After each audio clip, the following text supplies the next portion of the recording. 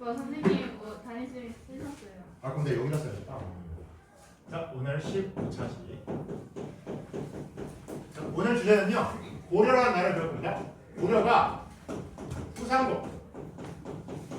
후삼국을 통일했다.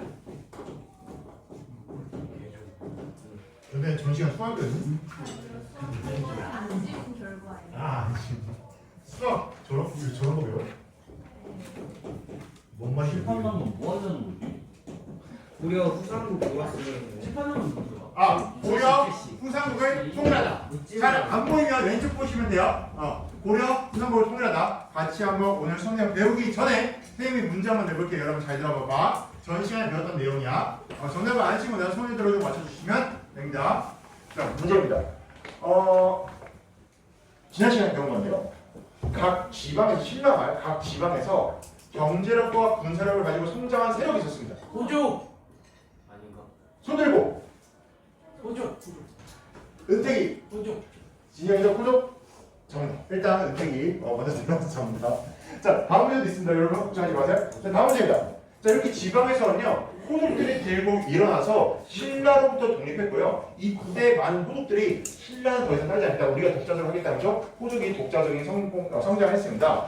이때 이 호족들 중에 나라를 세운 애들이 등장했으니 걔네가 바로 누구였냐? 첫 번째 학습 목표 후삼국 통일인데요. 이때 나라 세운 애들이 누구냐면 김예! 맞아 신라는 그들이 있었고 이때 후고구려라는 나라가 있습니다. 그리고 후백제가 있었는데요. 자 맞춤식으로 내는 문제입니다. 후고구려와 후백제 세운 사람 누구게? 사장님 후고구려 누가 세웠어? 후백제 그는 정답. 내가 많이 들었는 후고구려는 궁예가, 후백제는 견훤이 세웠습니다. 자 이렇게 궁예는 후고구려, 백제는 견훤이라는 사람이 여러 호족들, 자기 영토에 다스리는 호족들을 자기 편으로 만들면서 했는데요. 하지만 이거 노트 정리. 하지만 여기서 승리자는 얘들이 아니었습니다. 승리자는 오늘 배울 왕건이라는 사람인데요. 자 마지막 문제입니다. 후백제, 견훤, 견훤이야 헌. 견훤 아저씨 물입니다. 견훤 아저씨가 후백제를 공격한다. 여러분 그럼 마지막 문제입니다. 이거는 상식 문제는 아니고요. 그냥 찍는 문제예요. 업앤다운으로 숫자를 맞춰주시면 되는 거고요. 견훤이야 헌. 견훤. 자 마지막 찍는 문제입니다. 후삼국을 통일하고 고려 공격한 왕건 부인 몇 명이었을까요? 19명 지금 몇 명? 52명 다운. 우진이?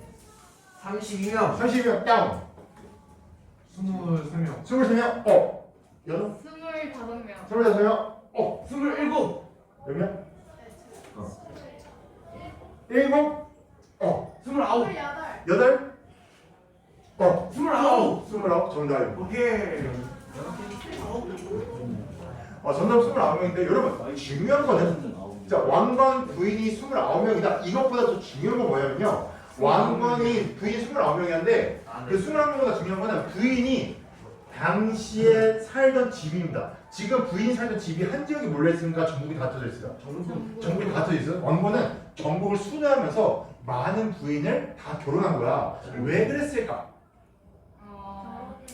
플레이보이 왕건이 여자를 위해서는 아니고 서로 안 싸우려고 서로 부인들끼리 서로 안 싸우고 원래 아니 결혼을 하면 다 데려왔어 왕건 집으로. 근데 부인이 원래 살던 집들이 다 전부 흩어져 있다는 거야. 왜 그랬을까? 진영이가 잘 얘기했어요. 진영이가 뭐라 했냐면 계략이다. 즉 왕건이 당시에 어떤 계략이 있었을까? 부인을 많이 둔 이유는 운명자를 보자. 바로 저 호족들의 딸과 결혼함으로써 왕건이 호족을 내 편으로 만드는 게 결혼 정책이었습니다. 왕건이요 저렇게 전국적으로 힘 있는 호족들한테 그런 거야. 내 편이 돼주세요. 내 편이 되는 가장 확실한 방법은 뭐지? 결혼. 나와 가족이 됩시다. 그래서 왕건은요 솔직히 여자를 좋아하거나 여자를 사랑해서 결혼했다기보다는 힘이 있는 호족의 딸과 결혼함으로써 내가 그 호족을 내 편을 만드는 그러한 작업을 펼친 게 왕건이었습니다. 자, 그래서 왕건의 역사를 오늘 한번 배워볼 건데요. 자, 왕건. 진이 잘 배웠습니다. 자, 같이 한번 보도록 하겠습니다. 자, 흐름을 통일하다. 그러면 한번 볼게요.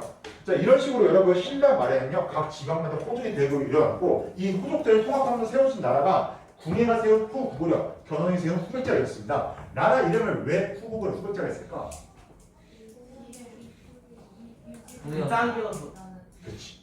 여기 사는 호족들, 여기 사는 백성들한테 여러분, 내가 후구구를 세웠습니다. 여기 옛날에 무슨 땅이었다?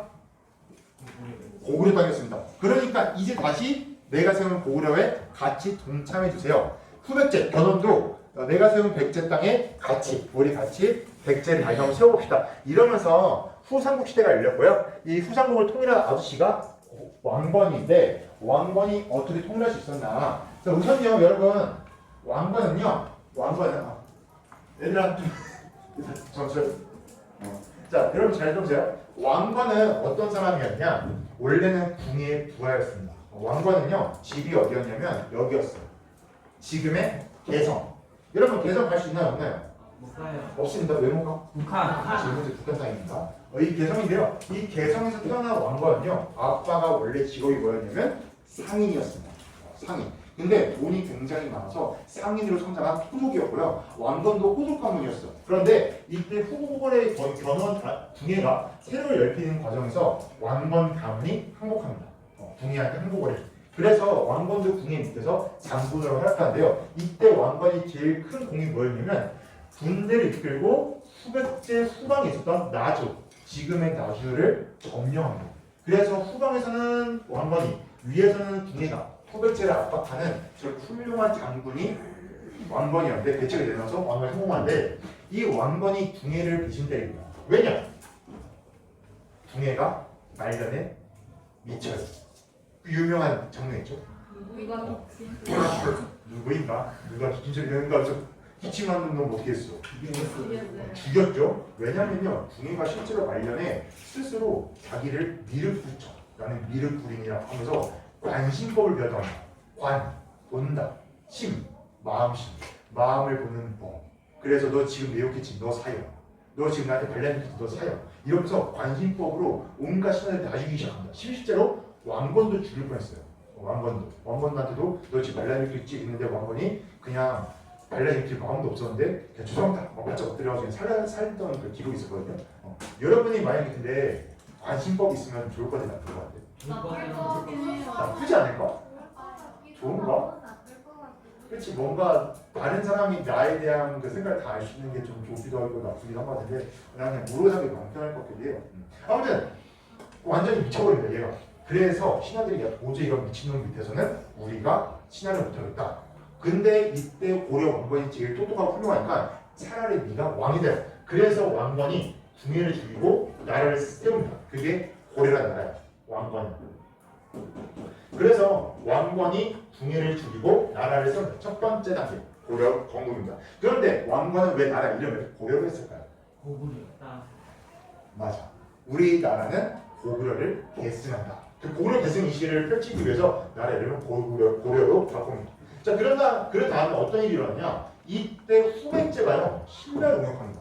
그래서 후백제 견훤이 신라를 공격해서 당시의 신라왕 경혜왕을 죽이고요. 경혜왕의 부인 신라의 왕비를 납치해 가는 악행을 저지릅니다. 게다가 경순왕이랑 신라의 마지막 왕이에요. 걔를 옹립한 다음에 그 애한테 경고해요. 너 내 말 앞으로 잘 들어. 내 말 안 들으면 너 죽일 거야. 이런 식으로 후백제가 신라를 엄청나게 압박합니다. 그래서 신라 국민에 빠져. 야, 이제 신라 끝났다. 신라는 너무 약하다.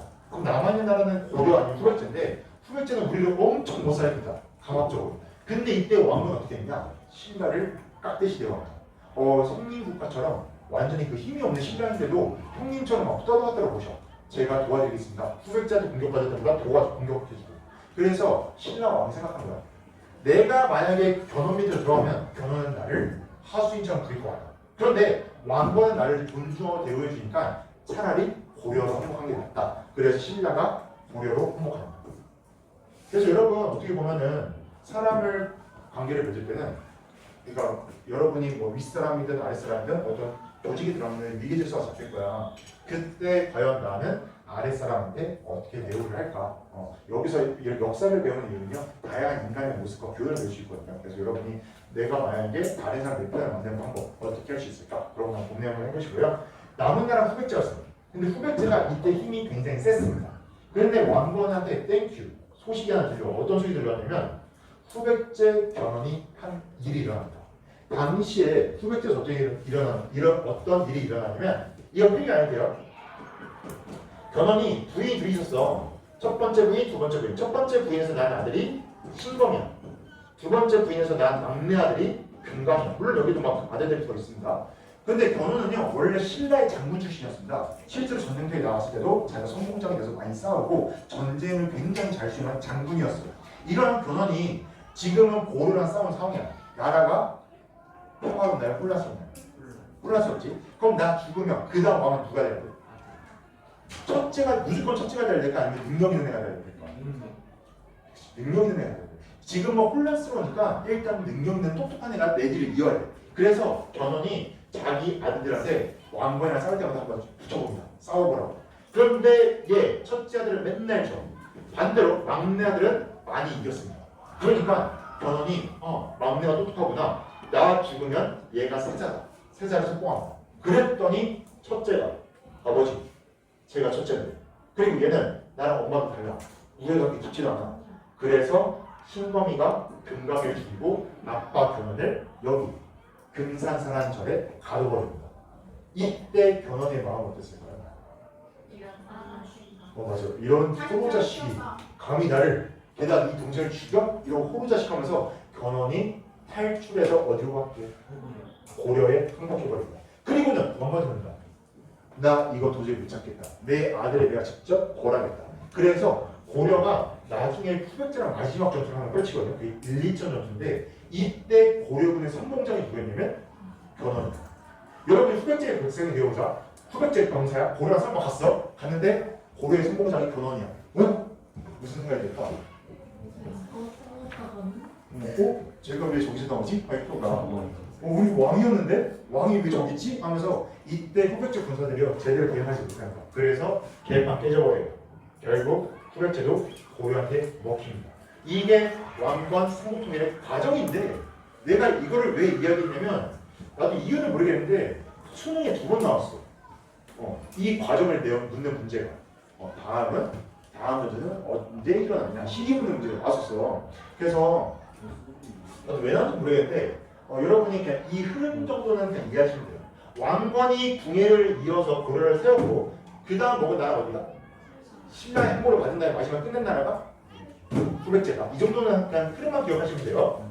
아무튼 중요한 것은 왕건이 후삼국을 통일했다. 그리고 나라 이름을 바꿨으니 이름이 뭐다? 고려다. 자, 두 번째 수목표입니다. 그럼 태조의 정체를 한번 살펴보죠. 태조 왕건은 어떻게 세운 나라, 이렇게 세운 나라 어떻게 다스렸을까? 한번 보면요. 자, 우선 나라 이름이 고려입니다. 무엇을 계승한 나라? 고구려를 계승한 나라. 좀 힘내고. 자, 고구려를 계승한 나라입니다. 근데 문제가 있어. 봐봐. 왕건이 나라를 세웠을 때요. 영토가 이 연한 연두색까지 이렇게 다 먹거든요. 왕건이.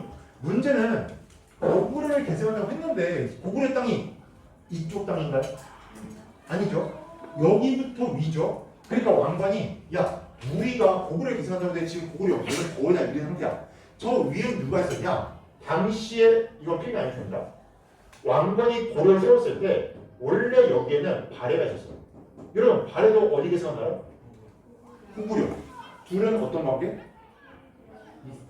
그렇지. 같은 민족 출신이야. 고구려 민족 출신. 그러니까 둘은 굉장히 친하게 지내는데 문제는 왕건이 고려를 세웠을 때 얘가 멸망한다. 그리고 여기를 차지한 나라가 거란이다. 이때 왕건이 발의 유민을 다 받아줘. 왜냐? 왕건은 우리는 고구려를 세운 고구려를 세운 나라다. 그럼 고구려 땅을 찾으려면 어디로 진격해야 돼? 거란 쪽. 바로 북쪽으로. 그래서 이 왕건이 북쪽으로 정치를 펼칩니다. 북진 정치. 북쪽으로 진 무슨 진짜야? 진격한다 진 맞아. 전진한다 진짜야. 북쪽으로 전진한 정책이 있다. 왜냐? 고려는 고구려를 계승했기 때문이다. 고구려 영토를 되찾자. 그래서 이때 발해가 멸망했을 때 발해 귀족들이나 백성들이 다 받아준다. 당신은 우리가 형제이다. 다 받아준다. 왕건. 그리고 영토를 점점 위로 올려가고요. 실제로 이때 고려가 건국됐을 때 거란이 선물이 해줬어. 친하게 지내라고 처음에. 친하게 지내라고 선물을 줬는데 이때 준 동물이 있습니다. 선물로. 낙타를 줬습니다. 낙타 줬는데 이때 왕건이 난 이 선물 필요 없어 해서 낙타를 다리 밑에 묶어서 굶겨 죽여버립니다. 니네가 준 거 안 받겠다는 뜻이죠. 그만큼 왕건은 거란과 싸우고 있다라고 하는데요. 이때 고구려 계승 이식을 보여주고 왕건은 여길 중시해. 고구려의 수도. 고구려의 수도는 평양입니다. 평양을 서경이라 그래서 서쪽에 있는 수도라 그래서 서경을 굉장히 중시합니다. 근데 여러분 수도에서 잠깐 얘기해 보는데 가끔 시험 문제 사례로 지도줄 때가 있어요. 근데 잘 봐봐. 여러분 안성, 자 우리나라 지도 한번 생각해 보시다. 안성과 있고 서울에 있어. 자 안성은 이렇게 동그라미 표시하거나 아니면 색칠된 동그라미로 표시하거든요. 보시면 서울은 어떻게 표시하기? 이게 수도라는 표시야. 그래서 여러분 지도로 보실 때요. 동그라미 두 개가 있다. 그러면 이건 그 나라의 수도라는 뜻입니다. 자 만약에 동그라미 두 개가 경주에 찍혀 있어. 이건 어떤 나라의 수도일까? 신라. 맞아. 동그라미 두 개가 처음에는 국내성이었다가 뒤에 평양을 찍혀 있어. 어떤 나라일까? 고구려. 수도가 서울, 공주, 사비 이렇게 찍혀 있어. 세 개가 찍혀 있어. 어딜까? 백제. 선생님이 왜 수도를 얘기했냐면 가끔 시험 때 지도가 나오는데요. 여러분이 이게 어떤 식이지 알 수 있는 방법은 수도로 보면 돼. 수도. 그래서 고려의 수도. 마지막 고려 수도는 어디 이게? 여기. 개성. 여기가 고려 수도야. 처음에 고려 수도 천원이 있는데 왜 천원이 되냐면 그 궁에 죽였을 때 수도가 궁에가 이제 천원을 나도 수도였거든. 궁에 막 죽였을 때 이때인데 나중에 일로 옮겨. 1년 만에. 고려 수도는 송업, 개성입니다. 개성, 개경. 그래서 고려 수도는 개성이라는 거 잘 기억해 주시고요. 그럼 조선 수도는 어디였지? 서울이었죠. 여러분 각 국가별로 시기별로 수도가 어디였나 그거 잘 기억해 주셔야 돼요. 이때는 고려 수도는 어디? 개성. 그런데 고구려 수도였던 평양을 서경이라고 해서 서쪽의 수도라고 해서 제2의 수도로 삼았습니다. 그래서 그만큼 고구려 북진 정책, 영토를 넓힌다 했고요. 두 번째, 왕건이 했던 정책. 지금 발해도 왔고 신라 사람, 후백제 사람 다 들어왔어. 나라 안에. 이 여러 민족을 어떻게 해야 될까? 맞아, 통합해야. 한편으로 네 편을 만들어야 돼. 그래서 민족 통합 정책을 펼칩니다. 이제 우리는 고려다. 우리 같이 하나가 됩시다. 이때 왕건이 보여준 큰 정책이 두 가지가 있는데 첫 번째는 신라가 망한 이유 중에 신분 질서가 있었어. 바로 골품제. 능력에 따라 인재를 쓰는 것이 아니라 신분에 따라 인재를 쓰는 거야. 그러니까 골뚝품 애들이나 다른 조금 애들이 신라에 절을 줬어. 난 저딴 나라에 안 살 거야. 그러니까 왕건은 보여줘. 나는 이제 어떤 민족이건 어떤 신분이건 차별하지 않고 능력대로 뽑겠습니다. 민족통합 정책을 펼쳤고요. 그리고 민족을 통합한 우리 국민의 하나를 만든 제일 좋은 방법. 이걸 이용한 정부, 불교입니다. 왕건은 불교를 적극적으로 사용합니다. 불교를 엄청나게 중시합니다. 여러분 이제 곧 5월 말이 되면 석가 모니가 태어난다. 석가탄신일 초파일인데요. 그때 여러분 지금 길거리마다 혹시 뭐 이렇게 거리에 뭐 달리는 거 있어? 연등. 지금 보시면요 오른쪽 위에 보면 연등이 있는데요. 불교의 상징이 연꽃이야. 연꽃이어서 연꽃 모양의 등을 달아서 석가모니의 탄신일을 이렇게 기념을 하고요. 또 고려는 이렇게 불교의 큰 행사를 열 때 팔관이라는 큰 행사를 열었습니다. 이게 불교의 큰 행사, 연등의 팔관. 연등회와 팔관인데요. 여러분 불교의 큰 행사 연등의 팔관인데요. 중요한 게 뭐냐면 저 팔관회를 열었을 때요. 낮에는 다 같이 저렇게 모여서 부처님을 향해서 예법도 듣고 불교 행사를 합니다. 저녁에는 뭐예요? 아니요. 그거 맞아요. 맞아요. 모였으니 축제를 합니다. 음주랑 음악을 들으면서 술도 마시고 같이 노는 거야. 춤추면서. 근데 중요한 건요.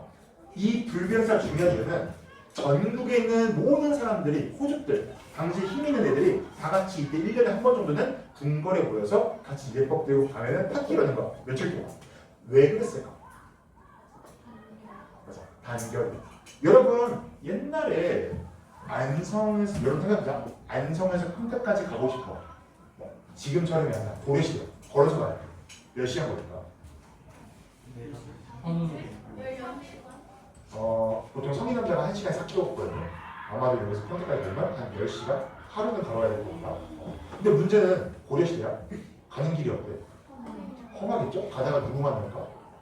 호랑이도 만나고 산적대도 만나고 멧돼지 만나려고 할 거야. 호랑이 만나면 어떻게 해야 돼? 안녕히 계세요 하고 사라지겠죠? 그러니까 여러분 옛날에는요 지역과 지역 넘어갈 때 목숨공 행동이었어. 그러기 때문에 왕건이 이렇게 지역마다 똘똘똘 뭉쳐 사니까 우리가 한 번쯤은 만나서 교류하자는 거야. 우리가 이날만큼은 다 같이 모여서 축제를 열면서 서로 뭐 지내길에 뭐 소화했던 거 있으면 서로 얘기하고 불만있는 지역에 좀 얘기를 하고, 즉 오늘날에 마치 전 세계인 축제 4년만 한 번 열리는 올림픽 같은 역할을 했던 게 8관입니다. 그래서 왕건이 이렇게 불교를 통해서 백성들을 하나로 모으고 전 국민들이 하나 똘똘 뭉치게 하는 효과가 있었다. 자, 네 번째. 왕건은요. 나라를 세울 때 다시 한번 정리해보자. 왕건이 나라를 세울 때 각 지방에는 힘있고 군사력이 있었던 누가 있었지? 호족이 있었어. 왕건이 호족과 싸우기보다는 왕건은 호족들을 4편을 만든 사람이었습니다. 이때 호족을 4편, 우리 같이 고려한 나라로 만들고 싶다. 그리고 이 호족들을 4편을 끌어당겼어. 이때 왕건이 뭐했다? 4편을 만들기 위해서 결혼. 힘이 있는 감과 혼인정책을 펼쳤습니다. 저와 결혼해 주겠습니까?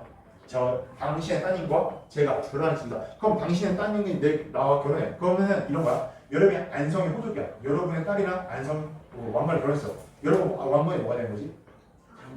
장인 장모. 가족이 되는 거야. 그러니까 우리 한 편이 되자. 혼인정책을 펼쳤고요. 그런데 이런 경우가 있었어요.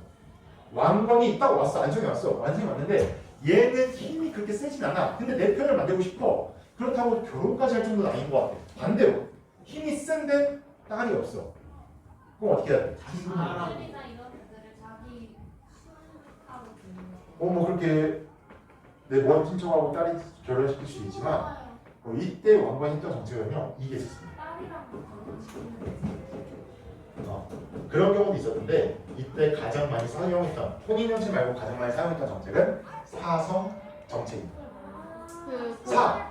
사가 뭐냐면 줄사야. 사은품할 때 사은품할 때 준다. 성을 주는 정책입니다. 여러분 성에는 무슨 의미가 있죠? 세 가지 의미가 있죠. 성. 그치? 이름할 때 성. 또 성별할 때 성. 그치? 사람들 만드는 성. 수비할 때 만드는 성. 성에는 이렇게 세 가지 의미가 있는데 여기서 말하는 성은 뭐냐면 이름 성자입니다. 여러분 다 성이 있죠? 그쵸? 여러분 다 성이 있죠? 근데 여러분 이때 왕의 성을 줬다 이 뜻이 뭐냐면 원래 성은요 귀족만 갖고 있었어. 또는 왕족. 아주 오래전부터 한 국가의 왕이거나 귀족들만 이 내 권력을 후대에 물려주기 위해서 성이라는 걸 만들어 사용했거든요. 그럼 일반 평민들은 성이 있었을까 없었을까? 없었어요. 일반 평민들은 뭐 철수, 개똥이, 말똥이, 말동성 그냥 이름만 있었어. 어차피 물려줄 게 없잖아 평민들은. 그런데 이때 왕건이 호족 중에 성이 없는, 왜냐면 호족은 귀족 출신이라기보다는 지방에서 성장한 애들이야. 그러니까 호족 중에 성이 없다? 그럼 왕건이 이런 식이야. 너가 안성의 호족이구나. 내가 너를 안성 김씨로 임명하노라. 이런 식으로. 너가 안성의 호족이다. 또는 아주 오래전부터 귀족 중에 있어서도 얘를 다시 한번 인정해주는 거, 성을 주는 거였어. 여러분 이때 생긴 게 뭐냐면 이겁니다. 본관. 혹시 들어봤죠? 본관? 혹시 자기 본관 어딘지 아는 사람? 맞아, 우영우에 나왔어. 경주김씨? 경주김씨는 김할지 후손이네. 조상님을 따라 올라가면은 조상님이 신라를 세운 기말치인 거야. 그리고 또 민영이 어디죠? 위성김 씨. 어? 위성이.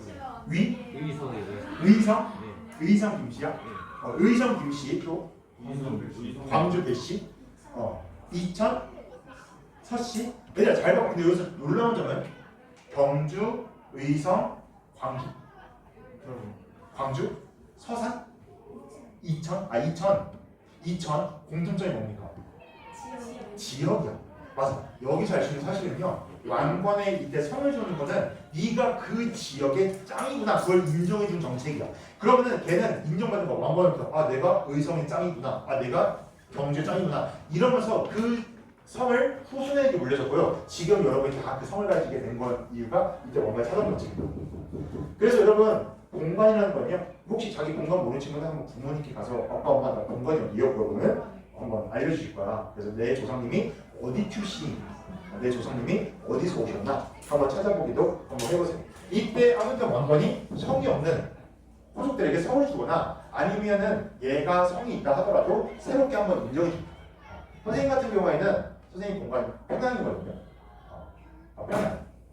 왜냐면 제가 찾아보니까 선생님 조상님이 중국에서 넘어왔대.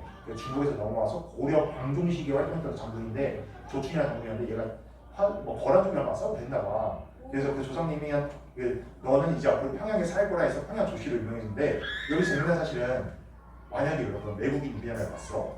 예를 들어서 그 콩고 왕자 조나단이라고 칩시다. 조나단이 우리나라에 귀화를 했어.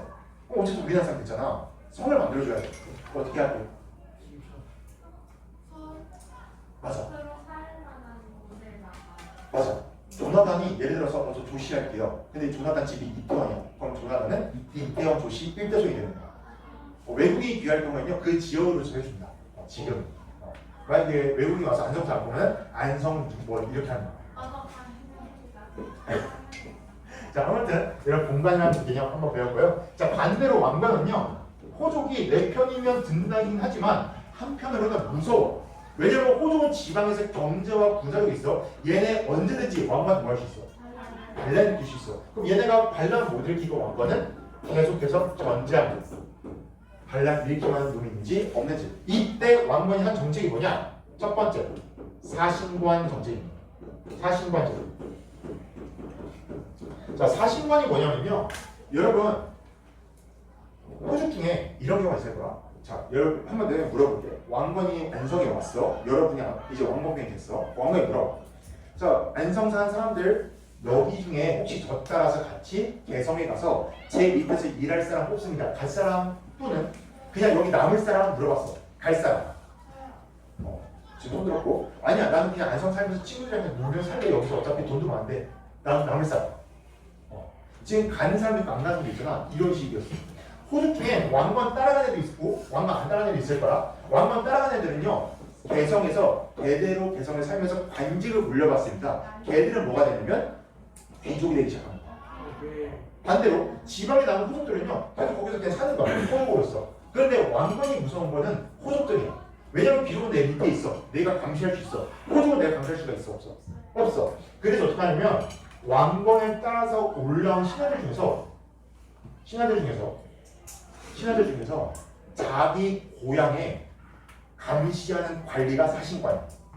다시 한번 정리하면 왕관을 따라서 올라온 신하들이 있을 거예요. 그럼 걔네 다 고향이 따로 있겠지? 그럼 걔네한테 그러는 거야.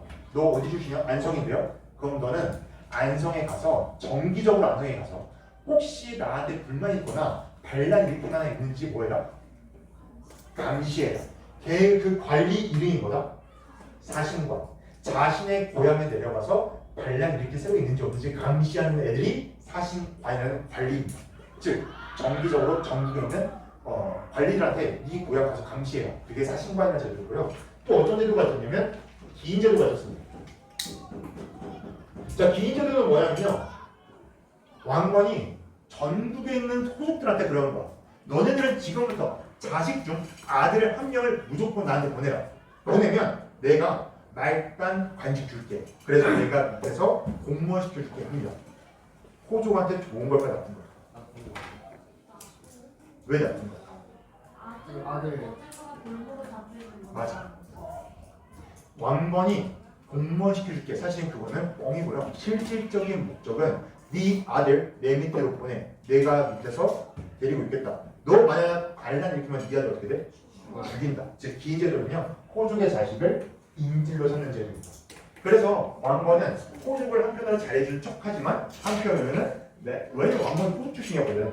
나 같은 사람이 등장 안 되니까 저 사신관 관리들에게 자신의 고향에 가끔 가서 감시하는 그 관리를 이루는 게 사신관이고요. 기인제도는 호족들의 자식들을 정기적으로 한 명씩 보내서 인질로 삼는 제도입니다. 이렇게 나라를 다스리는 왕건은요 죽기 전에 유언을 하나 내립니다. 그게 바로 뭐냐면 여기 안 보이니까 여기 위에 이렇게 쓸게요. 수언이요 10조입니다.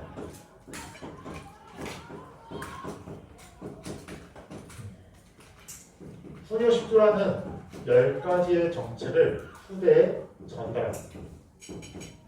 나를 죽고 다음에 이어질 고대 모든 왕들은 이 10가지의 정책을 유지하라 그러면서 수녀 10조라는 거를 쓰는데요. 교과서 83쪽에도 나와 있습니다. 83쪽을 보시면요. 수녀 10조가 나와 있는데 여러분 많은 시험 문제들이 교과서에 있는 사료나 자료가 많이 나와요. 그래서 여러분이 나중에 시험 공부하실 때는요. 교과서에 있는 자료나 사료도 꼼꼼하게 한번 보시길 권장합니다. 실제로 여기 교과서에 있는 자료는 무조건 저희 수능에 많이 나왔거든요. 8장 보시면은요. 왕건의 풍수지리 1조 불교의 힘을 썼으니 불교 중시해라. 2조 풍수지리 중요하다. 4조 중국의 풍수 따라하지 말고 거란법 본받지도 말고 거란은 우리의 적이다. 5조 서경 평양은 우리의 제2의 수도니 100일 3달씩 왕년 살아라. 뭐 이런 식으로 당시의 왕건의 풍요 10조가 있는데요. 이렇게 왕건은 나라를 잘 이끌었고 정책을 유지했는데 여기서 선생님이 재미난 것 하나 알려주고 마무리하겠습니다. 자, 수업 내용 여기까지고요. 노트북 다 좀 이따 할게요. 자, 여러분 선생님이 지금부터 핸드폰 나눠줄 건데 핸드폰 나눠줄